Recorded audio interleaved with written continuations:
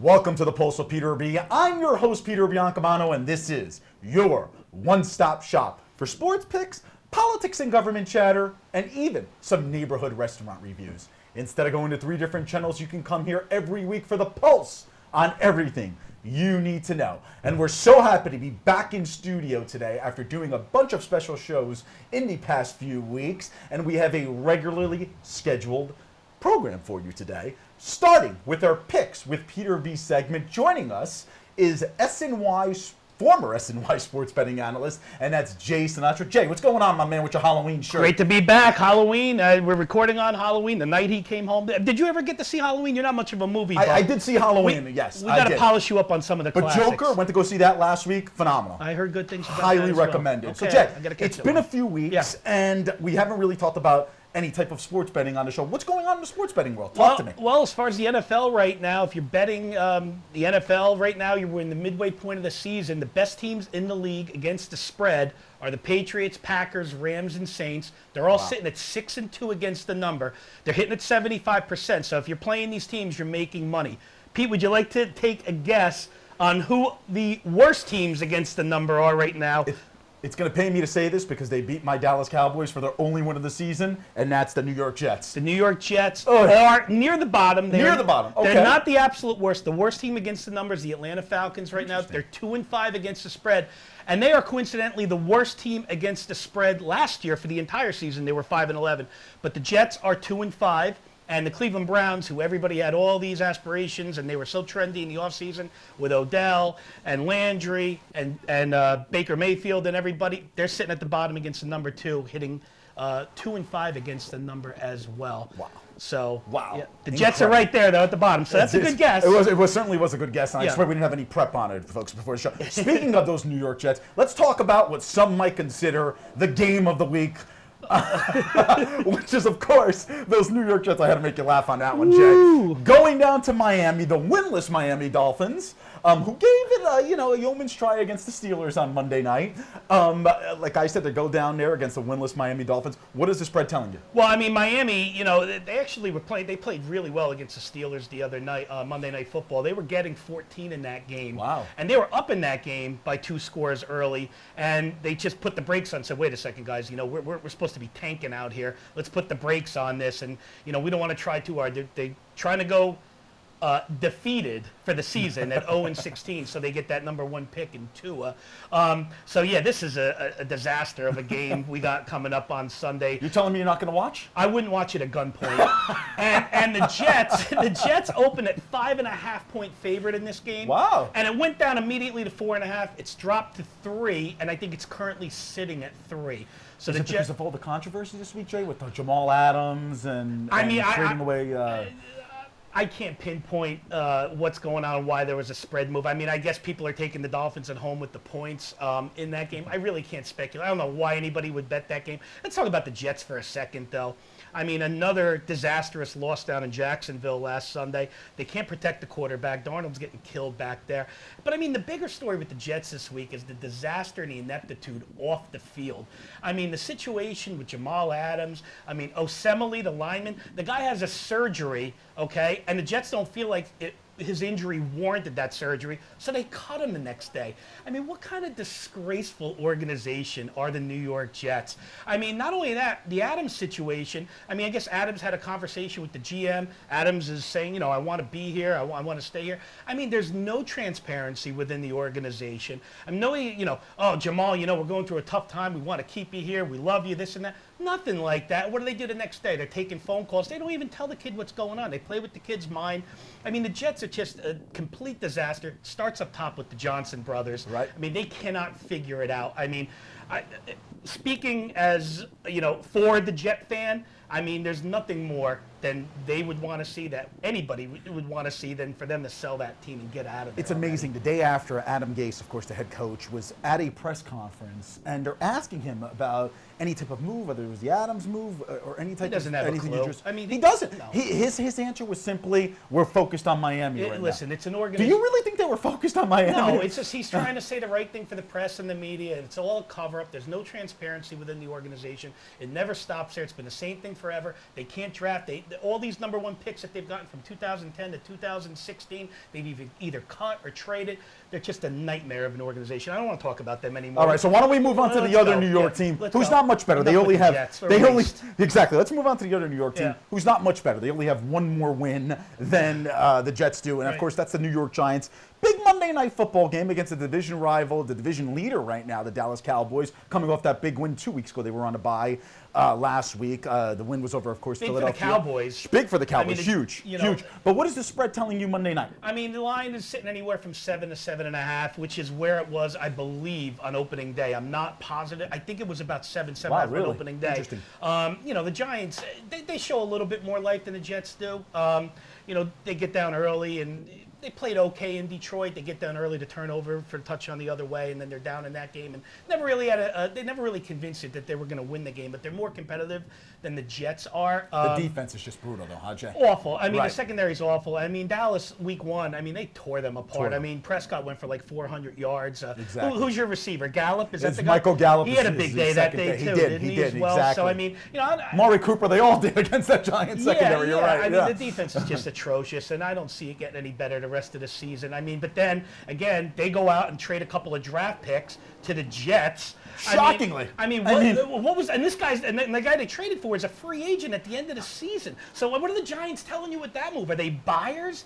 You could steal the guy or get the guy at the end of the season. The only way it'll make sense to me is if they sign him at the end of the year. That's the only way it'll make sense. Because why would you get a loaned player when he's going to be a free agent at the end of the year? Yeah, and you're giving away draft picks. Not that the Giants know what the hell they're doing anyway in the draft. Right. So I mean, it just makes no sense. But nothing makes no sense. Nothing really is making sense with either New York teams at this point. I agree. So why don't we get to actually, I joked around about the game of the week between the Jets and the Dolphins earlier, but this is really the game of the week this weekend. And that's the New England Patriots, the undefeated New England Patriots, visiting the Baltimore Ravens, who have a chip on their shoulder, I think.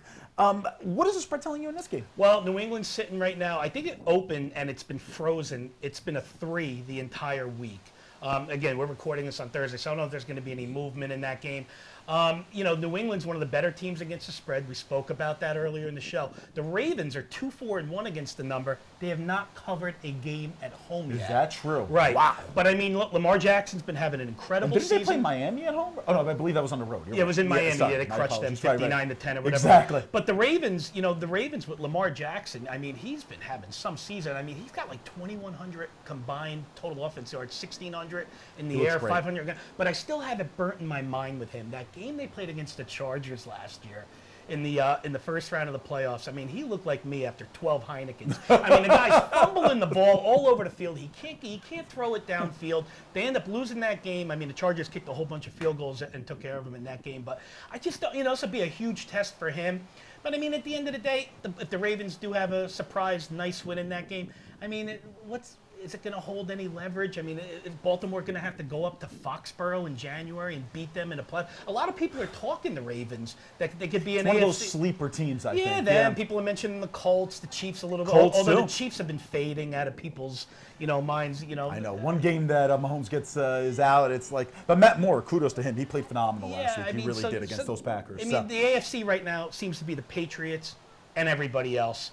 So, I mean, we'll see what happens. Somebody will be a good And the NFC seems top heavy. Well, Jay Sinatra, Yeah. former SNY sports betting analyst, thank you for joining us. Thanks for having me. We me. hope to have you on in weeks to come as well. Folks, when we come back, it's our Politics with Peter B segment. You're not going to want to miss it, as Josh Sotomayor Einstein is going to be here breaking down the Hoboken Ward Council races.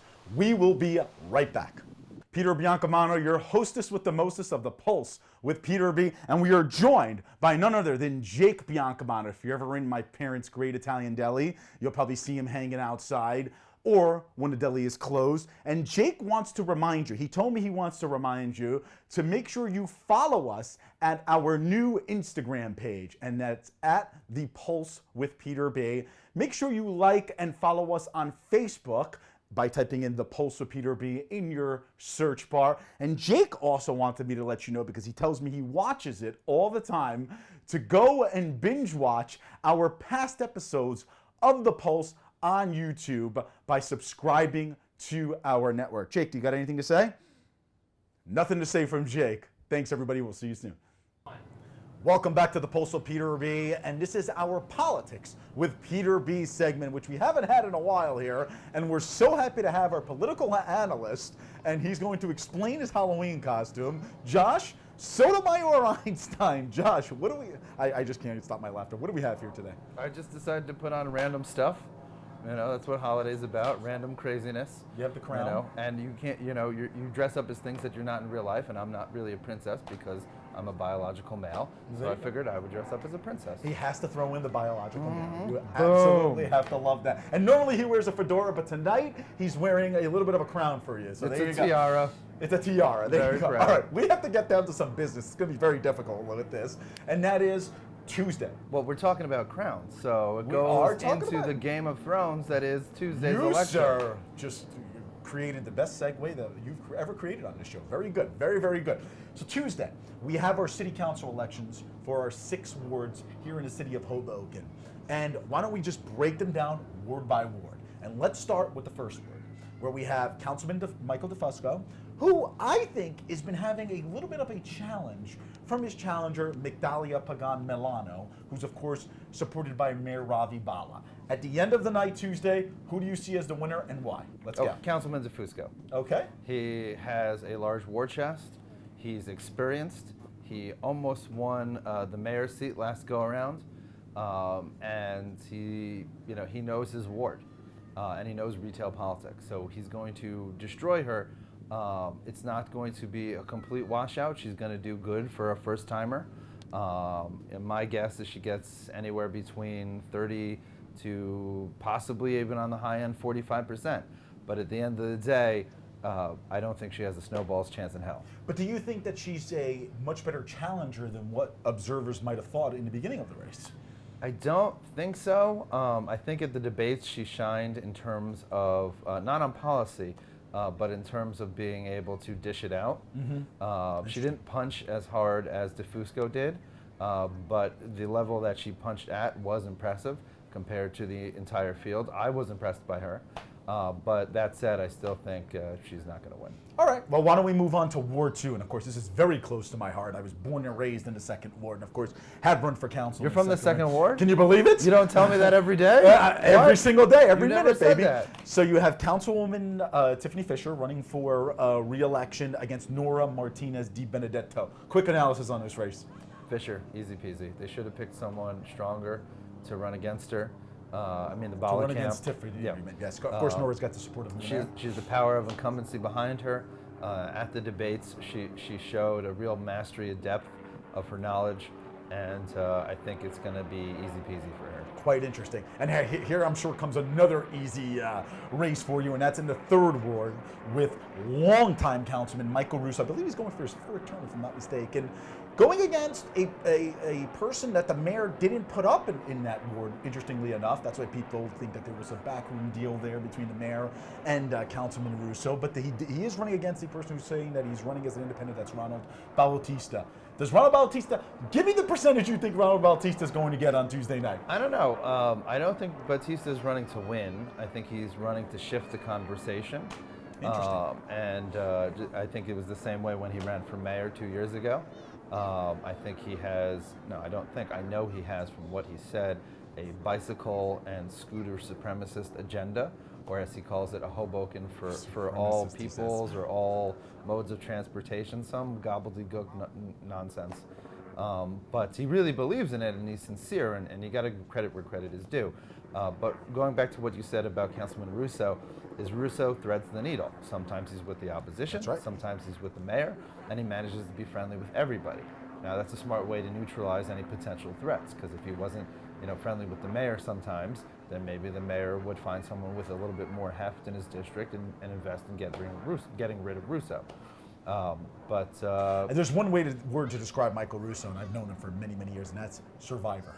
I mean, he knows how to play the political survivor game. Speaking of which, let's move on to the 4th Ward, where Councilman Ruben Ramos, former Assemblyman Councilman Ruben Ramos, is going against a challenger that's being supported by the mayor, and that's Lisa Springle. Everybody was basically saying, oh, Lisa's being put up there as almost token opposition because Ruben's got the 4th Ward pretty much wrapped up. Do you agree with that statement? I think Ramos will easily triumph over Sprengel at maybe a slightly harder, but really not hard at all, than Russo over Batista in the other ward. All right.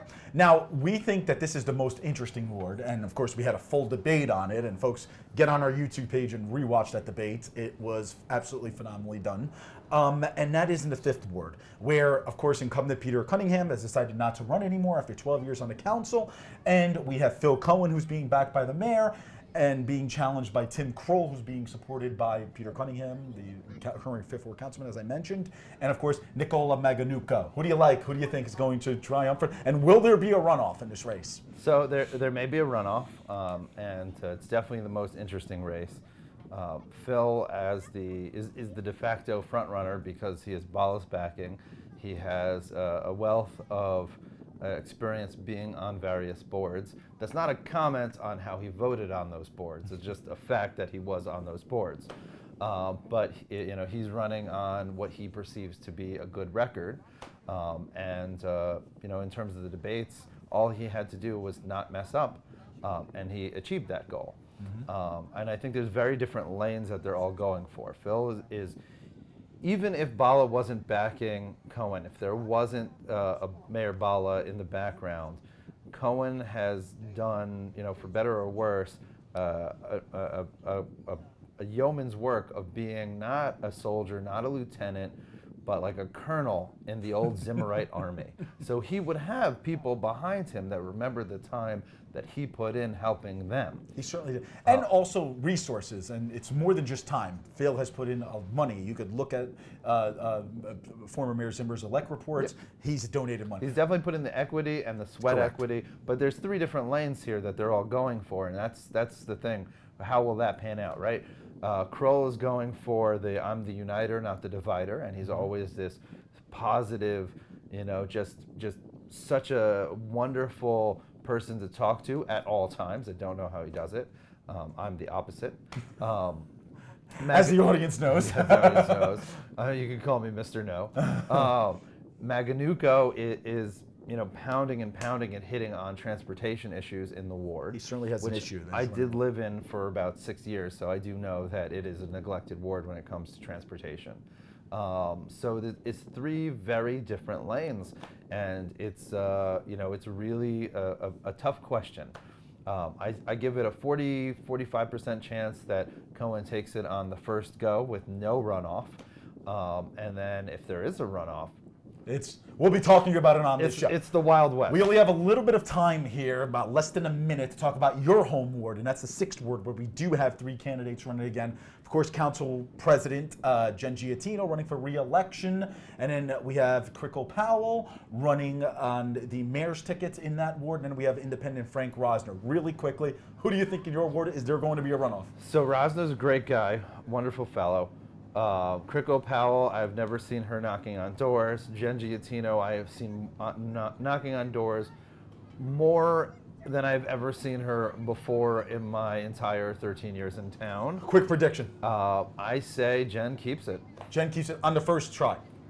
On the first try. Wow. If not, he will be here talking about it in studio. You're not going to want to miss that. Well, Josh, Sotomayor, Einstein, our political analyst, thank you for joining us. We will see what will happen Tuesday. We're going to have a special show for you next weekend regarding the election. You're not going to want to miss it. Folks, we will be right back.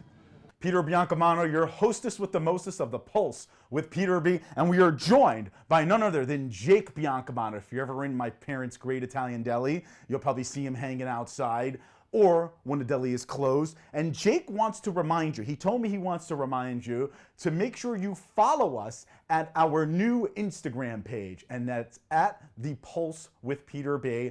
Make sure you like and follow us on Facebook by typing in The Pulse with Peter B in your search bar. And Jake also wanted me to let you know, because he tells me he watches it all the time, to go and binge watch our past episodes of The Pulse on YouTube by subscribing to our network. Jake, do you got anything to say? Nothing to say from Jake. Thanks, everybody. We'll see you soon. Welcome back to The Pulse with Peter B. I'm your host, Peter Biancamano, and this is our Places with Peter B segment, and we're joined by the lovely Daria DeLuccia of @Hoboken Eats. Daria, what is going on? Not much. I'm happy to be back in studio. It's been a while. It's been a while. Daria, you've just been all over the place. We had to calm you down in the studio. I know. Put you know, your He's elements. reeling me back in. I'm I've been trying. Uptown, downtown. I've been everywhere lately. Everywhere. We can't keep up with her. We really, really can't. And follow her at Hoboken Eats because she's doing a phenomenal job there, Thank you. posting pictures. I mean, now that we're on Instagram, I see all of this at the Pulse of Peter B. Nice plug. Of course, we got to do what we have to do. So why don't we talk about the restaurant that you chose tonight? I did. And that is Batello. Yes, in we're branching Jersey. out. I was going to say, we're Branching going out of Hoboken, we're yes. 100% we are. 100% we are. And it's located at 502 Washington Boulevard in, like I said, downtown Jersey City. You can take all mass transportation down there, right? Easy to get to. Very easy So to get easy. to. And by the Yep. way, how gorgeous is that area there? Oh Talk my to me God, about the it's area. absolutely beautiful. And what's crazy about Batello too, it's not just a restaurant, it's a wedding venue. And so you have weddings there that are looking out at the beautiful skyline. I mean, I had dinner there, they sat me right on the window, and it's probably one of the most beautiful views I've ever had in my entire life. It's fantastic. Isn't that phenomenal? Yeah, they have a whole nice area out there. When we were there, we saw someone get engaged. Oh, wow, look at Yeah, that. yeah. I mean, did it give the boyfriend some ideas? No, it was actually, it was only a one-year No. anniversary dinner, but so it's not nice, but All right. yeah, no All right. proposals Well, yet. yeah, look, I mean, you know, every time I go to events there, I'm just enamored with the ambiance there, and Oh, they do a it's phenomenal gorgeous. job. Yeah. I'm surprised. Yeah, I feel like you're at like a wedding every weekend here. I mean, I'm surprised that you haven't done one at Batello We've yet. had like 14 this year. Not yet, but the year sure is it's still, coming. we still 2020. Exactly. Now let's talk about what you actually The go there to food. do, and that's Yep. to eat, right Yep. or wrong. Yep. So I was looking at their menu a little earlier today. I mean, it is an Italian restaurant, but it's a little different. With a Explain twist. to me. I With was a going to say it's almost like a fusion type of thing. Go ahead. Yes, and the way I kind of look at it, it's kind of like Italian, but more focused on seafood. And the Italian dishes they have are very eclectic, and they make them different. So one of my favorite dishes they have is the crispy prosciutto bucatini. Wow.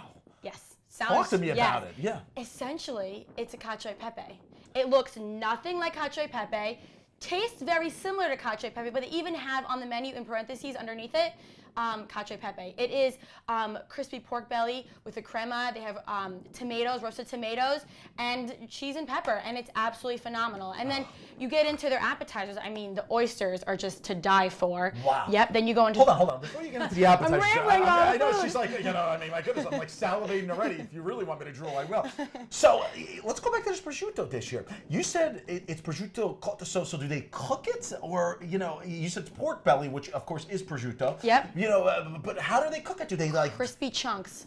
Wow. crispy So do they chunks. bread it? I'm like a little. No, confused. it's just Interesting. thick cut and complete. It's fried. I think it's fried. That's what it tastes like to me. That's what my expert Because opinion. I'm just trying to think, crispy. how they put the prosciutto in Yeah. it. That's phenomenal. Yeah, Okay. and it's absolutely amazing. And I actually even posted one of the pictures on my Instagram, and I had a lot There's the of plug. another plug. There's the plug. And a lot of people commented being like, "That's not cacio e pepe," but it's on the menu. is. It's on the menu, and they say that it's similar to a cacio e pepe. So the great debate of Batello is it cacio e pepe? Is it cacio e pepe? Is a great debate. All right, let's continue on with these oysters now. Oysters, phenomenal. So like I said, they have a lot of seafood on their menu. They have Right. a seafood tower for appetizers. One of my favorite dishes is also the burrata. Very, very good. I mean, burrata is one of my favorite foods. I love a nice cheese dish. Then you also go into the beef tartare they have. Yeah. So like you can just tell there too, like the different types of foods are there. It's eclectic and I love it. Some of their entrees also include like halibut, scallops. I mean, they just kind of go on and on. The chicken they have is fantastic. Something I do have to go back and have though is their 2-pound lobster. What? Yeah, it's made for 2 or 3 people. 2 pounds? Yeah. You 2 pounds. think it's artificial? Can't be. Can't be. It's Batello. We're on the Hudson Batello, River. we're on They the gotta Hudson have. River. Well, I hope yeah. they're not taking it out of the Hudson River. No, but There. we've got to have some connections on being on Listen, the water. up in Maine or something like that, Yeah. hopefully, you know what I mean? Oh, and I'm a huge seafood fan, so I'm so hungry. So now, when you've been there before, talk to me about some of maybe the cocktails, the drinks there. Is it really just like wine and beer, or do they have some specialty cocktails? They have some specialty cocktails, but I got to talk about the wine. They have their Talk to own me. wine cellar right there. You can even go back and see. Yeah, they have their own special wine room, and I believe they even have a table that you can have a special event in there. So you can set up a nice little dinner, eat right in there. It's pretty nice. Yeah, it's definitely very nice. But the cocktails we might have to hold on because we got to get to the brunch. Gotta get. Look at Yeah. that. I'm just You can't- skipping forward I here. know, I know. I'm We sorry. gotta- Talk to me about the brunch. The brunch also is a must go to. I mean, it's great to go to the city at night and see the beautiful skyline all lit up, but going during the day, I mean, come on, you really can't beat that. It's a beautiful view, beautiful, amazing food, course. and a beautiful venue. I mean, you can't get any better. Their menu kind of ranges from every, like your typical brunch foods, but they have with a little bit more of an Italian fusion. So like olive oil pancakes, for example. Like that's not something you see on every menu. But then they go pretty traditional with like their eggs Benedict. They have like avocado toast. So really kind of ranges, but they also do have a little bit for everyone. Wow. Oh my God. I don't know where to go from here. I mean, know. it's just phenomenal. It I really, know. really is. Now, in terms of, the best time to go in there, I mean, because it is a pretty big restaurant. I mean, my goodness, they do weddings there, Yeah. as you said. I mean, what would you say is probably the best time to head in there if there is a good time? Will it be like early afternoon or?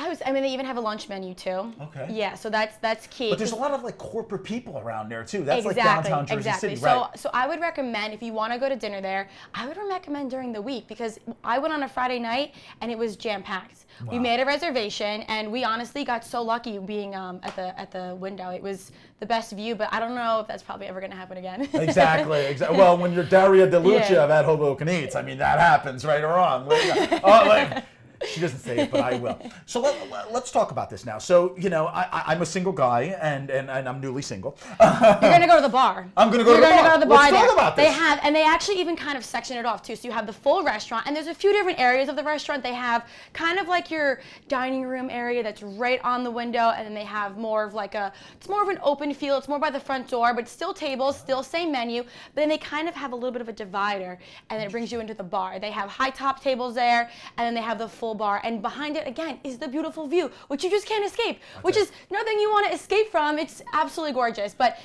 when we went there, we got a drink there before we sat down for dinner. And it was hopping? Oh, it was hopping. It's a place to For be. a guy, like a young, good-looking guy like me, you know, I mean. You meet a girl at the bar, then you take a her over to girl the at the high top, you maybe have another She cocktail knows there, and then you're going to wine and dine her and give her one of the best meals ever. Give her one of the best. Who needs dating apps? Just go to Batello in Jersey City. Come folks. talk to me. I got you But covered. apparently comes out to Daria DeLuccia. It's going to be at Hoboken Dates really, really soon, apparently. I have Hoboken drinks, I'm Hoboken. Hoboken drink. dates. Listen, I mean, she did the cook-off a few weeks ago where she beat Alex Corrado. Alex, I'm so sorry, but she won. I mean, and she's still lifting up Yeah. the muscle there. But I will say, Yeah, go though, ahead. it's a great date spot. I It's a was great gonna ask date you that. If spot. I wanted I to- would 100% recommend Okay. it. It's a place I bring my parents there when they come in because my dad will pay for it. It's Not that saying that the prices are expensive, but look, no, you're but it's on a the nice waterfront. Italian restaurant. Exactly. And the thing is, you get what you pay for. It is fantastic food. It's worth every single bite. And it's also good portions. Like you're gonna go there and you're not gonna leave feeling super stuffed, but you're not leaving hungry. And that's a very key thing to me because when I go into a restaurant and they give me so much food, I finish it all and then I can't breathe after. Exactly. Or I'm hungry after. This place, they know what they're doing. They know what they're They know doing, and they exactly know what what they're they're doing well, apparently. I mean, so now, I'm just curious. Obviously, we will put the hours on the screen here of when they're open. I mean, I've passed by there several times. When I'm going to the mall or something, Newport Mall is right across the street. I mean, it's really, really hopping. Would you agree? Because it's just so good? It is. It's so good, and the views too. I mean, just going down there for a walk, I mean, I think that's worth it too. And then once you get down there, you're gonna look inside and you're gonna be like, what's going on? What's going on in there? You're at least gonna go in for a drink and then you'll end up at the bar. It's definitely very good, and their dessert too. So you're gonna be there for a while if you bring a girl there. I'll gonna tell be you there that. for a while. That's You're what gonna we make want. a whole night out of it. Well, Daria DeLuccia of At Hoboken Eats, thank you for joining us. course. Folks, join us next week for the Pulse on everything you need to know. Have a great week, everybody.